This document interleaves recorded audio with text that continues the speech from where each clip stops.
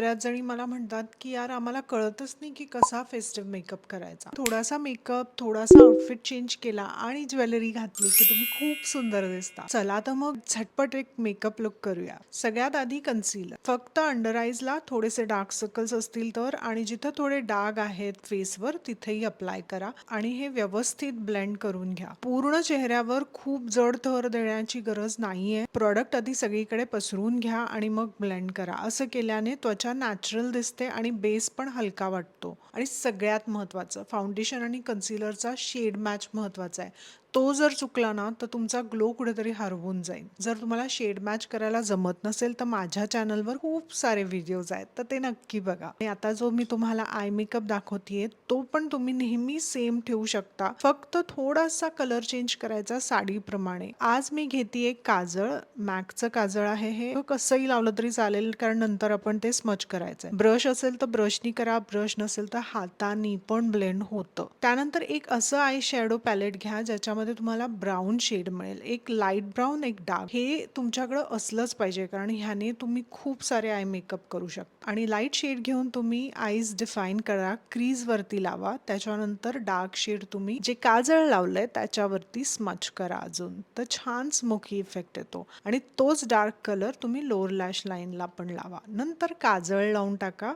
तुम्हाला जो आवडतो तो ब्लश तुम्ही लावू शकता. छानपैकी ब्लेंड करा. आज मी वापरते हा लॉरियलचा ब्लश ज्याच्यामध्ये थोडासा ग्लो पण आहे, तर मला वेगळं हायलायटर तशी लावायची गरज नाहीये, पण आपण शेवटी थोडंसं हायलायटर लावणारच आहोत. त्यानंतर छानसा मस्कारा, कारण मस्काऱ्याने डोळे ना छान मोठे दिसतात, ओपन दिसतात. लिपस्टिक लावायच्या आधी लिप लायनर नक्की लावा. लिप लायनर लावल्यामुळे ना ओठ छान आकाराचे दिसतात. त्याच्यानंतर आवडती लिपस्टिक लावा. इथे मी पुन्हा एक लॉरियलची लिपस्टिक लावतीये. असा फायनल टच देणार आहे विथ पावडर हायलायटर. हे आहे जस्ट हबचं हायलायटर. मी हायलायटर म्हणून ह्याचा वापर पण करणार आहे आणि थोडंसं आयलिड वर पण लावणार आहे, ज्यामुळे ना एक छानसा ग्लो येईल माझ्या आयलिड वर आणि फेस्टिव्ह लुक तयार होईल. झालं, आता मस्तपैकी साडी घाला किंवा कुठलाही आउटफिट जो तुम्ही ठरवलाय आणि त्याच्यानुसार तुमची ज्वेलरी आणि मग टिकली सगळं वगैरे झाल्यानंतर एक छान पैकी मेकअप सेटिंग स्प्रे लावा, म्हणजे तुमचा मेकअप खूप वेळ छान टिकून राहील. असं थोडंसं तयार झालं की मन किती खुश होतं ना, कारण की शेवटी मेकअप हे फक्त बाहेरून नाही पण आतून पण तुम्हाला एक फील गुड फॅक्टर देतं. गणेश चतुर्थी आणि येणाऱ्या सगळ्या सणांसाठी खूप खूप शुभेच्छा.